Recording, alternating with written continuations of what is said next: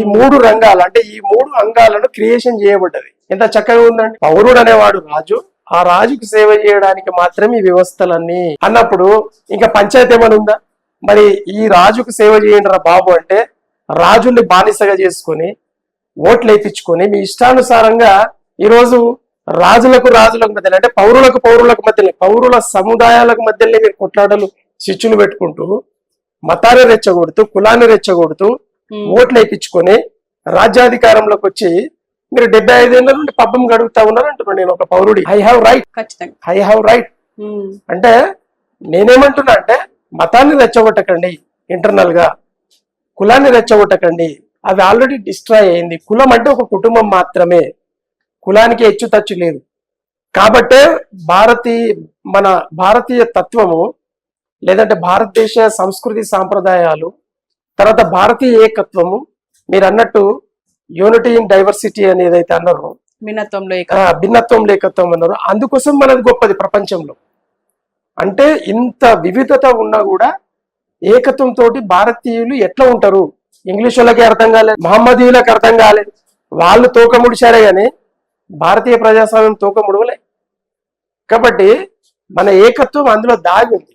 అంటే అన్ని కుటుంబాలు సమానమే. కానీ కొన్ని మత యుద్ధాలు శైవుల మీద వైష్ణవుల మీద జైనులు చేసిరు, అన్నిటి మీద సిక్కులు చేసిరు, అన్నిటి మీద బుద్ధులు చేసిరు.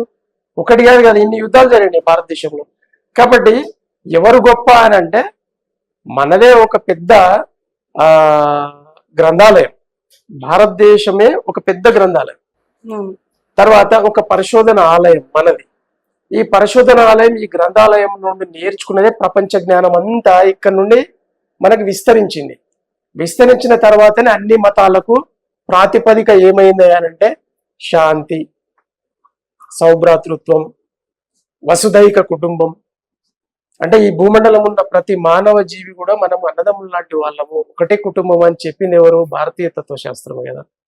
ఇలాంటి ఒక భారతంలో మరి కుల కొట్లాటలు మత కొట్లాటలు కావడం అనేది సర్వసాధారణం. అంటే వివిధతలో మరి అన్ని ఉన్నాయి. కాబట్టి నిరంతరాయంగా జరుగుతున్న క్రమంలో ప్రభుత్వాలకు అన్ని అధికారాలు రాజ్యాంగం ఇచ్చింది కాబట్టి వాటిని కంట్రోల్ చేయాలి, పౌరులను కూర్చోబెట్టాలి. కులం పంచాయతీలు అయితే ఇరు కులాలను కూర్చునబెట్టి వాళ్ళ మధ్యలో సామరస్యతను ఏర్పాటు చేయాలి. మత పంచాయతీలు అయితే ఇరు వర్గాలను ఇరు మతాలను కూర్చునబెట్టి వాళ్ళ మధ్యలో సఖ్యత తీసుకురావాలి. వీళ్ళు ఎప్పుడన్నా చేసిండ్రా? ఇదే వాస్తవం. యాజ్ ఎ యూత్ గా నువ్వు చెప్పండి, ఏ ప్రభుత్వంలో ప్రయాసపడి చేసిందా? చేయలే. ఇది ఎవరు చెప్పాలి? వాళ్ళు ఏమంటారంటే అవి అట్లా జరుగుతూనే ఉంటాయి, మనం చూస్తూ పోవాలి, చేసేది ఏం లేదు. అది రాంగ్. కాబట్టి మీలాంటి యువత దీన్ని అందిపుచ్చుకోవాల్సిన అవసరం ఉంది. భారత రాజ్యాంగాన్ని చదవాలి, నేర్చుకోవాలి. మత గ్రంథాల కంటే గొప్ప గ్రంథం ఈరోజు భారత రాజ్యాంగం. మత గ్రంథాలు సెకండరీ. ఎందుకు అని అంటే మొత్తం ప్రపంచ మతాలన్నింటినీ చదివి, ప్రపంచ రాజ్యాంగాలన్నింటినీ చదివి వడపోత పోసి అన్నిట్లో ఉన్నటువంటి మంచిని గ్రహించి దీంట్లో చేర్చడం జరిగింది. కాబట్టి ఈరోజు ఐక్యరాజ్య సమితి కూడా ఏదైనా సమస్య వస్తే మన భారత రాజ్యాంగాన్ని చెక్ చేస్తుంది. కాబట్టి ఇంత గొప్ప రాజ్యాంగం కింద మనము పౌరులుగా జీవిస్తున్నాము. అలాంటి సందర్భంలో ఈరోజు ప్రవీణ్ పగడాల లాంటి హత్యలు గతంలో జరిగినాయి, భవిష్యత్తులో కూడా ఇలాంటివి జరగబోతాయి. కాబట్టి prevention is better than cure. కాబట్టి భారత రాజ్యాంగాన్ని అనుసరించి భారత ప్రభుత్వం, రాష్ట్ర ప్రభుత్వాలు, అలాగే మీడియా, 4వ స్తంభం మీడియా, వీళ్ళు చాలా జాగ్రత్తగా కంటికి రెప్పలాగా ప్రజలను కాపాడుకుంటూ పోవాల్సిన బాధ్యత ఉంది. కాబట్టి మనం కుల పంచాయతీలను ఈజీగా తీసుకోవద్దు, నెగ్లెక్ట్ చేయొద్దు, మత పంచాయతీ నెగ్లెక్ట్ చేయొద్దు. ఈరోజు మీరు అన్నట్టు మత యుద్ధాల వైపు దారి తీస్తుందా అని అంటే నిజంగా తీస్తున్నట్టు ఈరోజు భయభ్రాంతులకు గురైపోయారు. ఇప్పుడు ప్రవీణ్ పగడాల హత్య భయభ్రాంతులకు గురి చేసిన 2 తెలుగు రాష్ట్రాలను ఒక ఊపింది కదా. ఇరు వర్గాలుగా ఈరోజు విభజితమైంది. కాబట్టి ఈరోజు హిందూ మతంలో ఉన్నటువంటి కులాల మధ్యలో అంతర్గతంగా ఒక నివురు గప్పిన నిప్పులాగా రగులుతున్నటువంటి కుల వివక్షతను తీసేయకపోతే అది మానసిక రోగం. కులము అనేది మానసిక రోగం, మతము అనేది మానసిక రోగం. మతం మత్తులో నుండి బయటపడాలా, కులం కుట్రలో నుండి బయటపడ్డప్పుడు నిజమైన మానవత్వం బయటకు వచ్చి అన్నదమ్ములుగా వస్తారే తప్పిస్తే దాన్ని పట్టుకొని ఆ ఈగోని పట్టుకొని పోతే మాత్రం ఆ వినాశనం తప్పదు. కాబట్టి నేను చెప్పేది ఏంటంటే ఖచ్చితంగా ప్రజలు వీటన్నిటిని గ్రహించాల్సిన అవసరం ఉంది. ఈరోజు ప్రవీణ్ పగడాల హత్యతో ఇంకొక హత్య కాకుండా ఆపుకోవాల్సిన బాధ్యత ప్రతి పౌరుడి మీద ఉంది, ప్రభుత్వాల మీద ఉంది. సార్ మీరు చెప్పండి, ఇప్పుడు ప్రస్తుతం పాస్టర్ గురించి చాలా వివాదం నడుస్తుంది, దీనివల్ల మత కలహాలు వచ్చే అవకాశం ఉంది అని చెప్పేసి కూడా మాట్లాడుకుంటున్నాం. అయితే ఇప్పుడు ప్రస్తుతం హిందుత్వం గురించి, మతాల గురించి, కులాల గురించి మాట్లాడుకోవాల్సి వస్తే మీరేం చెప్తారు? అంటే మన ప్రపంచ చరిత్ర కానీ, మన దేశ చరిత్ర కానీ, మన రాష్ట్రాల చరిత్ర కానీ ఒకసారి చూసుకుంటే త్యాగాల పునాదుల మీద మంచి భవిష్యత్తు ఏర్పాటు జరుగుతుంది అనేది మనకు అర్థమవుతుంది. అంటే ఈరోజు వీళ్ళు ఏమనుకుంటారంటే భారత రాజ్యాంగం పౌరుల్ని రాజుగా చేస్తూ వీళ్ళందరినీ ప్రజలకు సేవకులుగా చేశారు. Who is the ruler? Citizen of India is the ruler.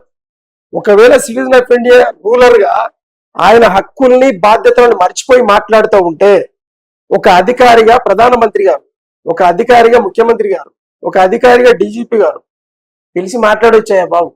మరి ఎందుకు మాట్లాడలే? ఆయన 2 నెలల నుండి నాకు ప్రాణహాని ఉందని తిరుగుతూ ఉన్నట్ట. మాకు తెలియదు, వీడియోస్లలో మనం చెక్ చేస్తూ ఉంటే వాళ్ళ ఫ్యామిలీ మెంబర్స్ తోటి మాట్లాడితే ఇవన్నీ బయటకు వచ్చినాయి. గత 2 నెలల నుండి కూడా 3 నెలల నుండి కూడా ఆయన చెప్తా ఉన్నాడు కుటుంబ సభ్యులకు, స్నేహితులకు నాకు థ్రెటన్ ఉంది, నాకు ఈ విధంగా థ్రెటన్ కాల్స్ వస్తా ఉన్నాయని చెప్పి చెప్తా ఉన్న క్రమంలో మరి ప్రభుత్వానికి పట్టింపు లేదా? ప్రభుత్వానికి పట్టించుకోవాలి కదా. అందుకోసం ఇవన్నీ ఒక ఉత్ప్రేరకంగా పనిచేస్తాయండి. అంటే కమ్యూనల్ రైట్స్ కోసం కావచ్చు, లేదా క్యాస్ట్ రైట్స్ కోసం కావచ్చు. ఇవన్నీ సరే ప్రవీణ్ పగడాల ఏ క్యాస్టో నాకు తెలియదు, ఐ డోంట్ నో. బట్ ఆయన మొత్తం వీడియోస్ ను మేము గమనించినప్పుడు ఆయన లోపల ఏదో ఒక తెలియని భావన క్రియేట్ అయ్యింది. గత కాలంలో నేను ఉన్నటువంటి కమ్యూనిటీ చాలా బాధను అనుభవించింది ఈ సనాతన ధర్మము హిందూయిజం వల్ల. కాబట్టి వాళ్ళందరూ కూడా మత మార్పిడులు చెంది వాళ్ళ జీవనం వాళ్ళ గడుపుతా ఉంటే ఈ రోజు అడ్వకసీలో మీరు గెలవలేక మమ్మల్ని అన్నట్టు ఆయన ఆ కోణంలో తీసుకెళ్ళినట్టు కొద్దిగా అర్థం అవుతుంది. So what ever it may be, నేను చెప్పేది ఏంటంటే ఇక్కడ ప్రతీకారేచ్ఛతోటి ఎవరు మాట్లాడినా తప్పే. గతాన్ని దొరుకుంటే అన్ని గుంతలే ఉంటాయి. గతాన్ని అనుకుందాం, నేనున్నా, నా ఫ్యామిలీని ఎవడో టార్చర్ చేసి ఉంటాడు, అంత మాత్రం టార్చర్ చేసినోడు ఎవడో తెలుసుకొని వాడిని ఇప్పుడు నేను హత్య చేయాలన్నా, డిస్ట్రాయ్ చేయాలన్నా వాడిని? నేను వాడిని డిస్ట్రాయ్ చేస్తే మళ్ళీ నా కుటుంబంగా ఉంటుంది. నాకు శక్తి ఉన్నంత మేరకు నేను ఈరోజు బలంగా ఉండొచ్చు, రేపు పొద్దున నా పిల్లల పరిస్థితి ఏంది? అంటే ఒకటి చంపుకుంటూ పోతే ఇంకా ఆగుతుంది ఇక్కడ. కాబట్టే కదా ప్రజాస్వామ్యం వచ్చింది. అవన్నీ మర్చిపోండి భయ్, గతం గత. ఇప్పటి నుంచి మనం ప్రజలము ఒకరం గౌరవించుకుంటూ, ఒకరి సంస్కృతి సాంప్రదాయాలను, ఒకరి మతాలను, ఒకరి కులాలను అందరం కూడా సమానత్వంతో గౌరవించుకుంటూ ముందుకెళ్దామనే మనం ప్రజాస్వామ్యాన్ని ఎంచుకున్నాం. అండ్ ఇందులో ముఖ్యంగా మనం గమనిస్తూ ఉంటే ఇప్పుడు ప్రవీణ్ పాస్టర్ గురించి మాట్లాడుకుంటున్నాం కాబట్టి ప్రవీణ్ పాస్టర్ విషయంలో ఇది హత్య అని నాటే ప్రయత్నం చేస్తున్నారు, ఈ పాస్టర్స్ అత్యుత్సాహం చూపిస్తున్నారు అని చెప్పేసి అంటున్నారు. దీని గురించి మీరు ఏమంటారు? లేదండి, అంత గొప్ప వ్యక్తి యాక్సిడెంట్ లో చనిపోయినట్టు నేను కూడా వ్యక్తిగా నేను నమ్మ. 100కు 1000%, 100కు 100% అది హత్యనే. బట్ నేను చూడండి వినంది ఫలానా వాళ్ళు అని నేను ఎట్లా పేరు చెప్తాను? కానీ ఒక్కటి మాత్రం నేను చెప్పగలుగుతా, ఒక కమ్యూనిస్ట్ వాది అయినటువంటి, ఒక సెక్యులర్ వాది అయినటువంటి మా పవన్ కళ్యాణ్ గారు ఈరోజు రూపాంతరం చెంది ఆయన మతం గురించి మాట్లాడడం వల్ల కొన్ని సంవత్సరాల నుండి మత విద్వేషాలను రెచ్చగొట్టేటటువంటి ఒక సమూహానికి ఊతం దొరికినట్టు అయింది, ప్రేరణ దొరికింది. ఆ ప్రేరణ దొరకడం వల్లనే వాళ్ళు ధైర్యం చేసి ఈ మర్డర్ చేసిరనే మాట మాత్రం ఖచ్చితంగా నేను చెప్తాను. అంటే ఆయన సపోర్ట్ గా ఆయన సపోర్ట్ చేయలేదు, ఆయన సపోర్ట్ కాదు. ఇప్పుడు అనుకుందామండి,